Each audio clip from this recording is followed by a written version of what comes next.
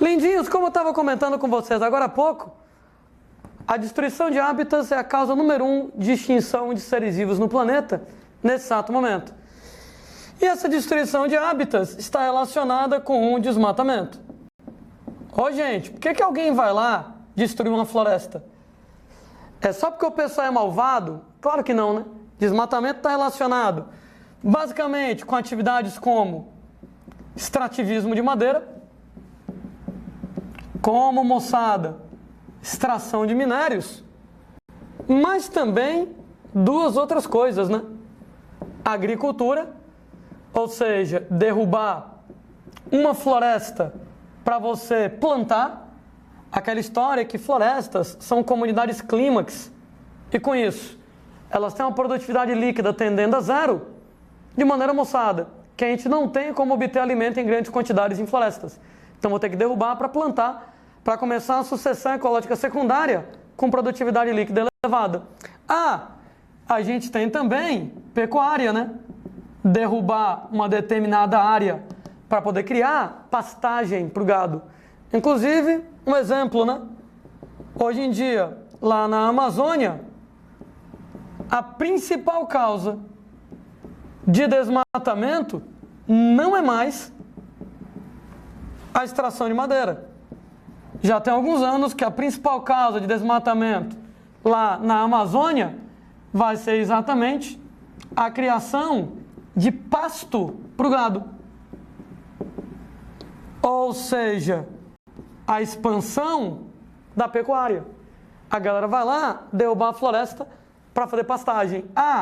E gente, agricultura, particularmente o cultivo de soja, né? Então, as plantações de soja se expandindo para a região da Amazônia, a galera derrubando para poder chegar e plantar. Ou seja, extração de madeira está se tornando secundário em relação ao desmatamento da Amazônia nos últimos anos. Sendo que muitas vezes esse desmatamento ele é feito através de queimadas. Quando a gente, moçada, fala lá para vocês em queimadas, né, também ninguém vai fazer um incêndio, vai queimar uma vegetação só porque é malvado. Né? Basicamente, queimadas, elas têm a facilidade de limpar o terreno, de promover a limpeza do terreno. Era uma vez um sertanejo, aqui no interior do Ceará, que ele quer plantar.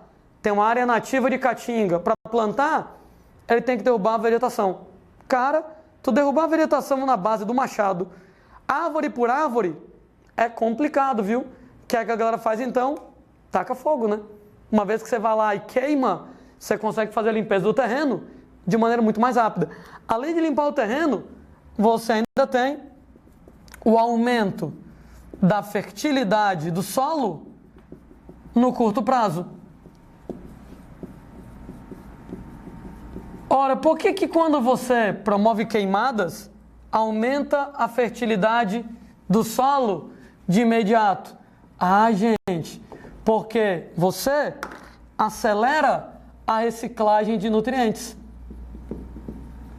Quando eu falo em acelerar a reciclagem de nutrientes, normalmente, né, uma folha onde você tem matéria orgânica, se ela fica no chão, ela é decomposta em sais minerais que são usadas como nutrientes.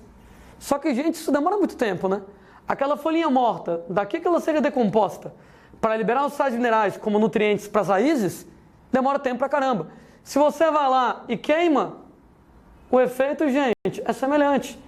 Você vai quebrar a matéria orgânica, liberar os sais minerais, então acelera a reciclagem de nutrientes, você vai converter matéria orgânica em matéria inorgânica e, nesse caso, você disponibiliza nutrientes minerais no solo.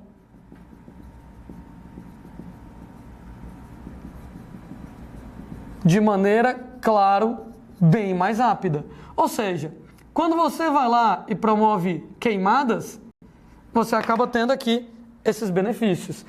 Interessante, né, moçada, que quando os portugueses chegaram no Brasil, os índios já praticavam queimada há muito tempo como uma maneira de preparar para poder plantar, com o nome de coivara, né? Tanto a limpeza do terreno, como o aumento da fertilidade do solo de imediato. Dava certo, né? Porque, de modo geral, populações indígenas eram relativamente pequenas e tinha muito terreno. Eu podia, de repente, queimar aqui, fazer uma plantação, abandonar e ir para outro. E dar tempo desse aqui se recuperar. Entretanto, se você trabalha várias vezes trabalhando lá, fazendo queimadas, no longo prazo, a gente começa a ter uma diminuição da fertilidade do solo. Quando você fala lá em problemas em relação às queimadas, ora, gente, vários. Número 1, a diminuição da fertilidade do solo no longo prazo. Olha o que é que eu estou colocando para vocês.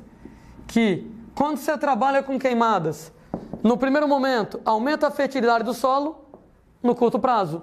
Mas, num segundo momento, diminui a fertilidade do solo. Por quê? Porque devido à queimada, você vai promover a morte de micro-organismos localizados no solo. Esses micro-organismos fundamentais para os processos naturais de nutrição do solo. Micro-organismos, por exemplo, como decompositores. O que quer dizer que o solo, depois de queimado, não consegue mais naturalmente pegar a matéria orgânica de uma folha morta e liberar sais minerais. Isso aqui já não dá mais para fazer. Micro-organismos como, por exemplo, as bactérias fixadoras de nitrogênio, ou seja, mais um problemão aí para você analisar. Né? Quando você tem lá, né, queimadas, no primeiro momento é legal, aumenta a fertilidade. No segundo momento, no longo prazo, a fertilidade diminui. Morrem os micro-organismos relacionados com a reciclagem de nutrientes no solo. Decompositores, fixadores de nitrogênio e aí vai. Você vai ter a liberação de gás carbônico, que tanto está relacionado com o efeito estufa, ou seja, preocupações lá com aquecimento global, como, gente, você ainda tem um problema das chuvas ácidas. Aquela história de que o CO2 reage com a água da chuva, formando ácido carbônico em grandes quantidades para acabar gerando chuvas ácidas. Você vai ter, gente, que quando há queimadas, acaba liberando fuligem. Essa fuligem, ela absorve a umidade do ar. No que a fuligem absorve a umidade do ar, o resultado é que o ar fica mais seco. E uma vez que o ar fica mais seco, isso acaba levando ao aumento de problemas respiratórios, ao aumento na incidência de doenças respiratórias. Então, quando você realiza queimadas, o ar acaba ficando muito seco. Então, libera a fuligem, ela absorve a umidade do ar, o ar fica seco, então aumenta a incidência de doenças respiratórias. Quando você, gente, tem lá queimadas, você acaba promovendo a morte, né? E automaticamente a destruição de folhas que vão amortecer a força das chuvas. No que você destrói essas folhas que amortecem as chuvas, gente, as chuvas vão cair no solo com mais força. Então aumenta a erosão. Além disso, de destruir as folhas que amortecem as chuvas, você vai destruir também as raízes que vão agregar ao solo, que vão segurar as partículas do solo. O resultado, a consequência disso, é que sem folhas e sem as raízes, automaticamente vai haver aumento da erosão. Devido, gente, a efeitos como vento, como chuvas, ou seja, queimadas, vão promover erosão. Queimadas vão destruir as folhas, vão destruir as raízes, tornando o solo mais exposto à ação do vento, da chuva e, consequentemente, à erosão. Detalhe, né, que essa erosão, ela pode acabar levando partículas de nutrientes do solo, tornando o solo cada vez mais pobre, podendo promover outros efeitos. Além do empobrecimento do solo, especialmente em florestas tropicais, né? Florestas tropicais já tem um solo naturalmente pobre, né? Porque os nutrientes eles ficam nas plantas e não no solo. Tirou a vegetação devido à queimada, choveu, você vai remover os poucos nutrientes, né? Aquele fenômeno de lixiviação, a lavagem dos nutrientes, empobrecimento do solo. Você vai ter o assoreamento dos rios e consequente aumento na probabilidade de inundações. Tudo bem, tudo bem. Vamos lá, tentar explicar isso aqui um pouquinho melhor para vocês. A gente, moçada, está conversando sobre queimadas, mas obviamente, né? Nem sempre a queimada, ela é feita, nem sempre o desmatamento, ela é feita através de queimadas. Desmatamento, né? Ele vai promover problemas semelhantes à queimada, além da perda direta de biodiversidade, né? Além da diminuição da fotossíntese, além lá de você não ter mais as plantas para poderem proteger os recursos hídricos, regularem a umidade, as chuvas, etc. e tal, você vai ter toda essa problemática de empobrecer o solo, assorear, promover inundações. Então, o desmatamento facilita a erosão. Bom, minha maior preocupação em relação à erosão, exatamente em regiões onde você tem grande inclinação, em costas de morro. Isso aqui acaba facilitando o deslizamento de terras. Em algumas cidades onde você tem lá o relevo mais acidentado, onde você tem muito morro, a moçada infelizmente acaba sendo pressionada a construir suas casas em encostas de morro, o que é perigosíssimo, né? Todo ano lá no primeiro semestre, época de chuvas, você vê notícias, por exemplo, lá no Rio de Janeiro, né, lá em São Paulo, de deslizamento de terra. Galera pressionada, não tem onde morar, acaba tendo que construir sua casa lá, né, num morro. E, gente, quando você não tem mais, né, as raízes elas são muito legais para poder conter erosão, especialmente raízes fasciculadas, né, de plantas monocotiledôneas, aquelas raízes onde você não tem uma raiz principal, você tem lá radicelas que se distribuem numa grande área e essas tramas de raízes de um lado e do outro, as raízes então formam uma malha, formam uma rede que ajuda a segurar o solo no lugar. Mas quando você tira a raiz, não tem mais quem segure o solo desagrega. Então, deslizamento. E claro, em costas de morro é muito mais fácil disso acontecer.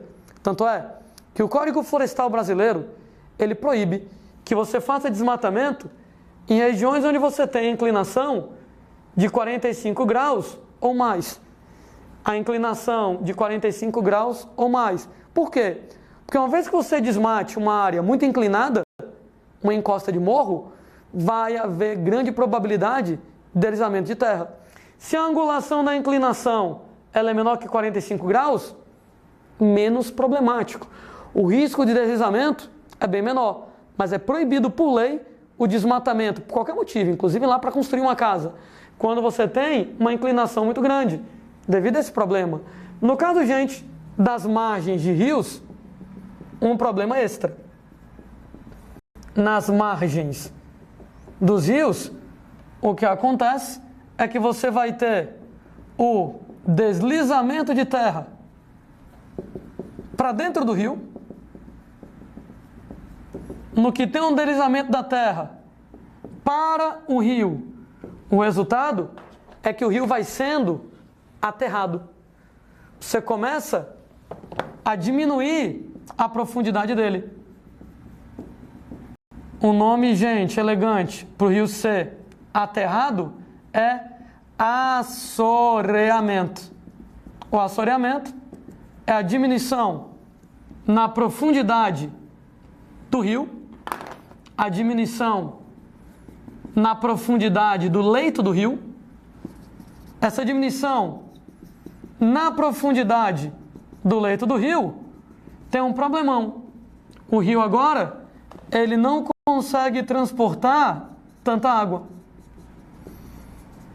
No que ele não consegue transportar a quantidade normal de água, porque ele foi aterrado, quando chover, para onde é que a água vai escoar?